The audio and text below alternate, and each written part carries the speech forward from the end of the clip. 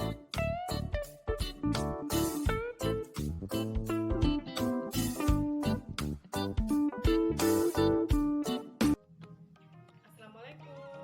Hai adik-adik, perkenalkan nama kakak Putri Rizky.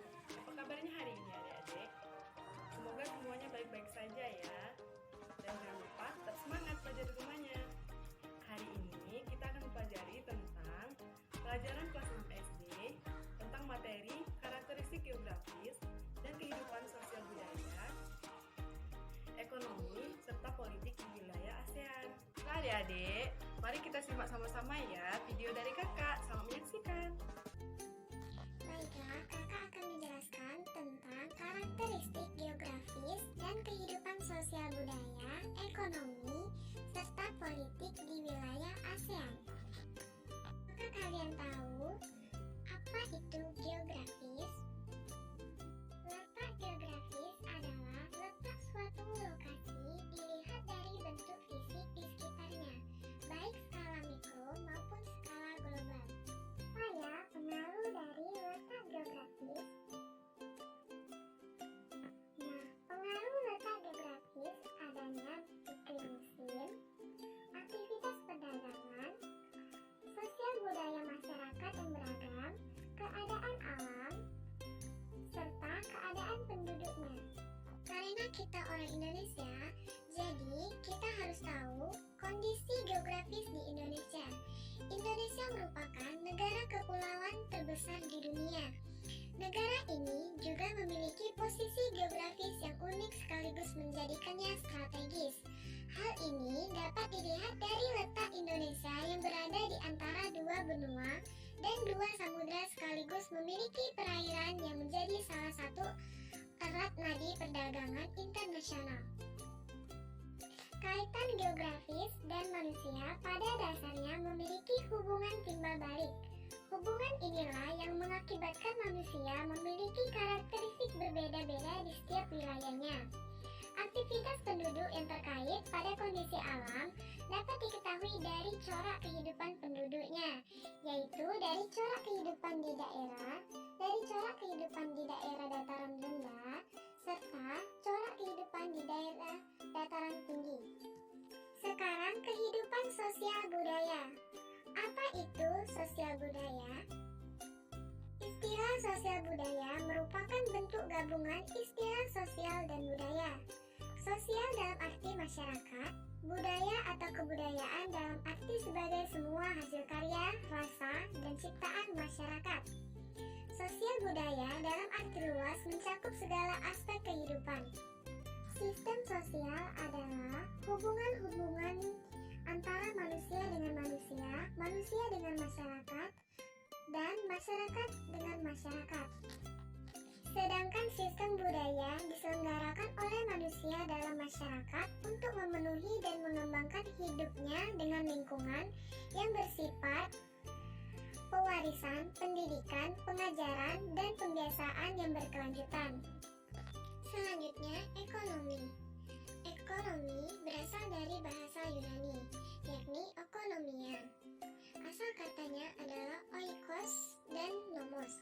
Oikos berarti keluarga atau rumah tangga, dan nomos berarti peraturan atau hukum.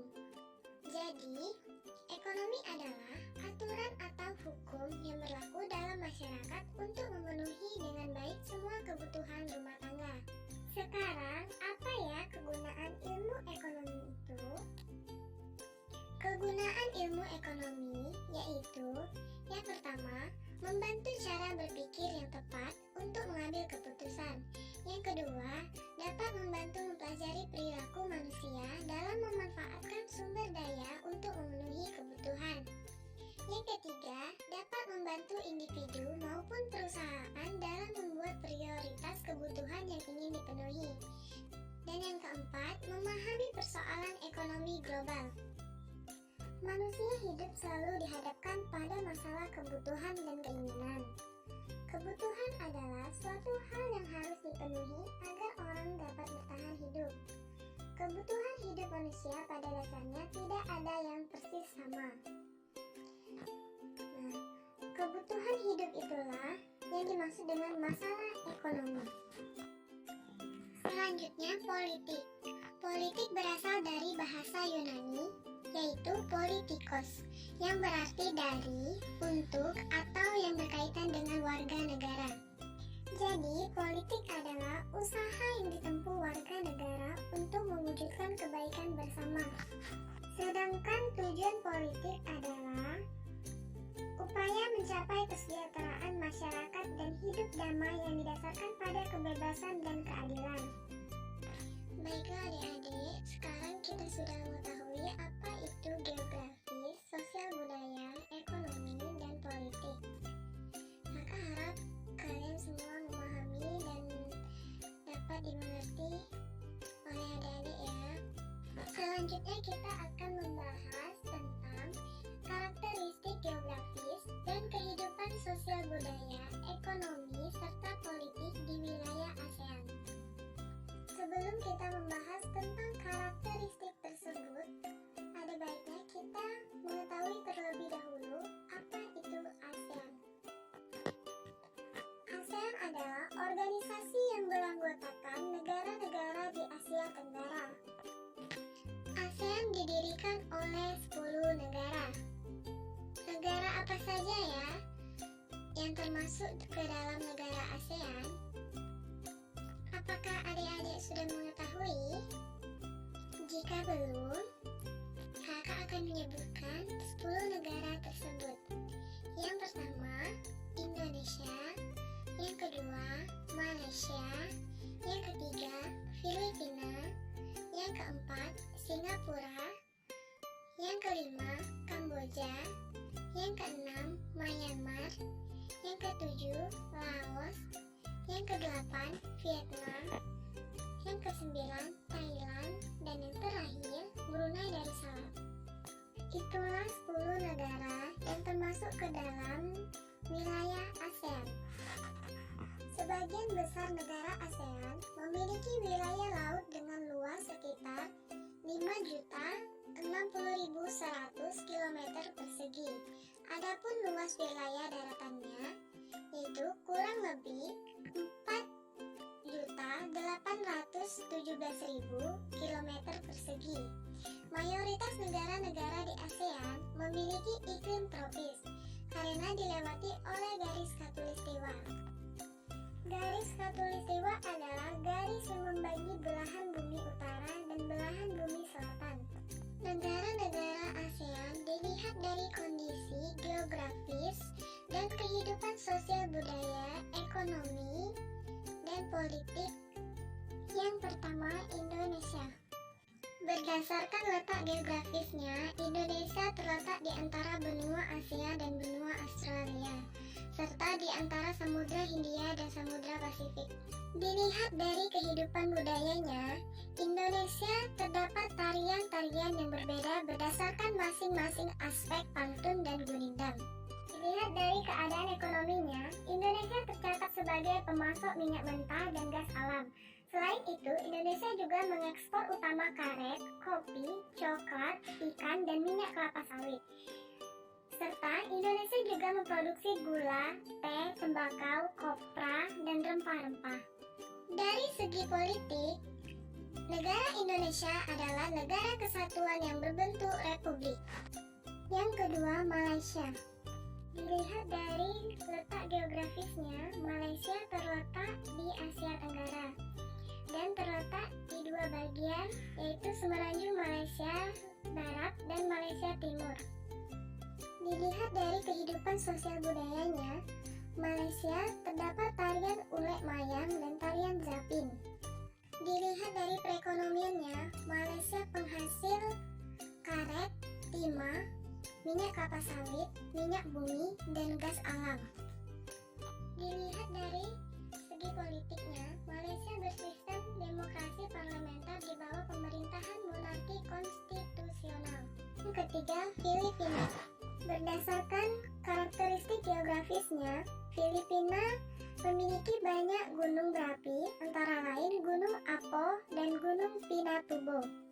Lihat dari kehidupan sosial budayanya, Filipina terdapat tarian bambu tradisional khas Filipina, dan Bahay Kubo merupakan rumah tradisional Filipina. Dilihat dari perekonomiannya, Filipina penghasil tembaga, nikel, emas, timber seng, dan kobalt.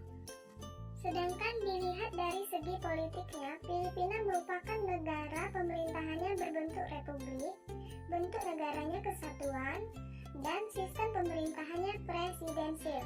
Yang keempat, Singapura. Dilihat dari karakteristik geografisnya, Singapura merupakan negara kepulauan yang hampir seluruh wilayah negaranya yaitu dataran rendah. Dilihat dari kehidupan sosial budayanya, Singapura kental dengan aspek Tionghoa, Britania, dan Melayu. Lihat dari perekonomiannya, Singapura lebih mengandalkan impor sumber daya alam untuk perindustriannya. Sedangkan dilihat dari segi politiknya, Singapura merupakan negara berbentuk republik parlementer. Yang keenam, Kamboja. Dilihat dari karakteristik geografisnya, Kamboja dialiri sungai terpanjang di Asia Tenggara, yaitu Sungai Mekong. Dilihat dari kehidupan sosial budaya di Kamboja, yaitu Kamboja sangat dipengaruhi oleh agama Buddha Theravada, di antaranya dengan dibangunnya Angkor Wat. Dari perekonomiannya, Kamboja penghasil beras, karet, ikan, buah, sayur, dan daging. Sedangkan dilihat dari segi politiknya, Kamboja merupakan negara berbentuk konstitusional. 6. Myanmar. Lihat dari karakteristik geografisnya, Myanmar terdapat gunung tertinggi di Asia Tenggara, yaitu Gunung Hakobo Razi. Jika dilihat dari kehidupan sosial budayanya, Myanmar menganut kepercayaan Chinese yang mengandung hal mistis. Jika dilihat dari perekonomian Myanmar, pertanian menjadi penghasilan utama rakyat Myanmar. Sedangkan dilihat dari segi politiknya, Myanmar berbentuk negara kesatuan dan kepala negara Myanmar dipegang oleh juntai atau jenderal, sedangkan kepala pemerintahan dikepalai oleh Perdana Menteri.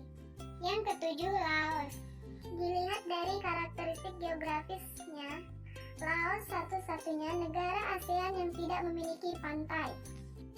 Dilihat dari kehidupan budayanya, Laos yaitu bahasanya Lao dengan agama Buddha.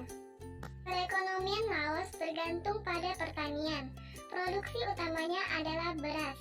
Sedangkan politiknya menjalin kerjasama dengan Vietnam yang juga menganut sistem komunis. Kepala negaranya adalah seorang presiden. Yang kedelapan, Vietnam. Dilihat dari karakteristik geografisnya, Vietnam dialiri sungai terpanjang di Asia Tenggara, yaitu Sungai Mekong. Dilihat dari kehidupan sosial budayanya, Vietnam bersuku homogen dan suku terbesarnya adalah suku Viet. Dalam perekonomiannya, Vietnam unggul dalam ekspor udang, cumi, kepiting, dan lobster. Selain itu, sektor pertanian didominasi beras. Dilihat dari segi politiknya, Vietnam adalah sebuah negara partai tunggal, sistem negaranya komunis. Yang kesembilan, Thailand.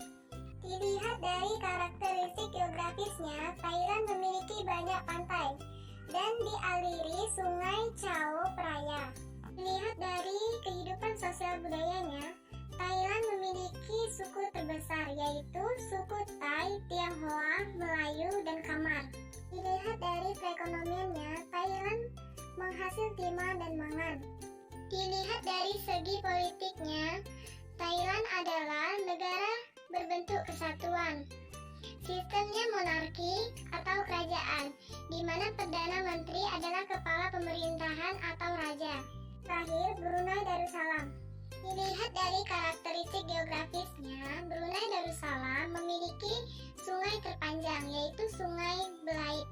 Lihat dari kehidupan sosial budayanya, Brunei Darussalam didominasi oleh suku bangsa Melayu, sisanya suku bangsa Cina, Kedayan, Kadazan, dan Dayak.